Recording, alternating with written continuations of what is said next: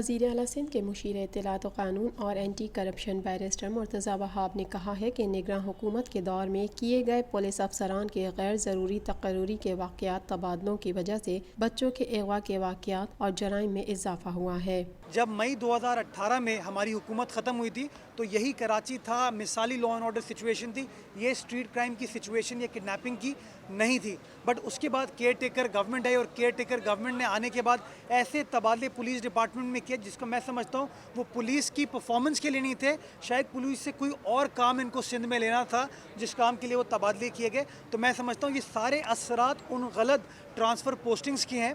نئے آئی جی صاحب آ چکے ہیں، چیف منسٹر صاحب تاکید کر چکے ہیں ان کو کہ پولیس کا اس کے اوپر کوئی لیپس بڑھتا نہیں جائے گا، ہم برداشت نہیں کریں گے۔ پولیس کو اپنی امپروومنٹ پرفارمنس کو امپروو کرنا ہوگا۔ جو لا اینڈ آرڈر سچویشن ہم نے صوبہ سندھ کے باسیوں کو مئی 2018 میں چھوڑ کے گئے تھے، انشاءاللہ وہی سچویشن ہمیں ایک بار پھر اکتوبر آنورڈ دیں گے۔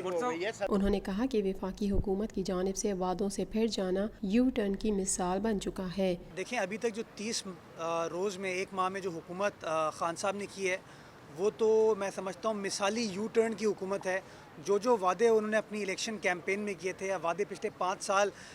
کی اپنی سیاست میں وہ کر رہے تھے، وہ سارے وعدے انہوں نے وفا نہیں کیے۔ ان کے فائنانس منسٹر بڑی بڑی باتیں کرتے تھے کہ پاکستان وہ واحد بد نصیب ملک ہے جہاں پر 50% کمپوننٹ جو ہے وہ ٹیکسز کا ہوتا ہے اور ہم کے اس کو ختم کریں گے۔ آپ نے دیکھا کہ وہ چیزیں نہیں ہو پائیں، بلکہ اس پہ یو ٹرن لیتے ہوئے گیس کی پرائسز بھی بڑھی ہیں، بجلی کی پرائسز میں بھی اضافہ کر رہے ہیں، آئل کی پرائسز میں بھی اضافہ وہ کر چکے ہیں، جو شو کرتا ہے کہ ان کے پاس کوئی جامع پلان نہیں تھا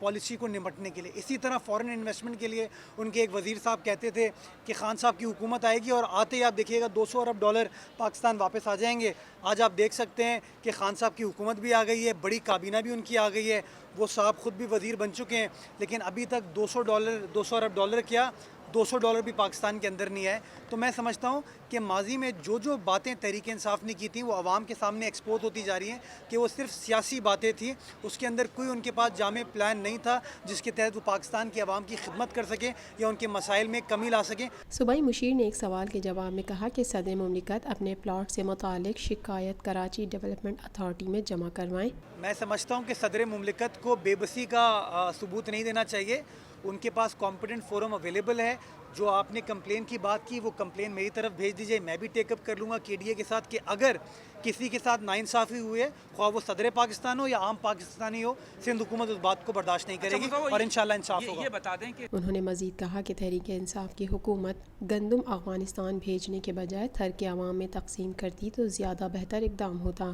کاش کہ وفاقی حکومت کے اہم وزراء جنہوں نے تھر سے الیکشن لڑا تھا، تھر کے باسیوں سے بڑے بڑے وعدے کیے تھے، وہ وعدے وفا کرتے اور وہ گندم بجائے اس کے کہ افغانستان یا کابل لے کے جاتے وہ اپنے تھر کے باسیوں کو، سندھ میں رہنے والے باسیوں کو دیتے، تو میں سمجھتا ہوں پاکستان کی عوام کی، تھر کے لوگوں کی بہتر خدمت ہو سکتی۔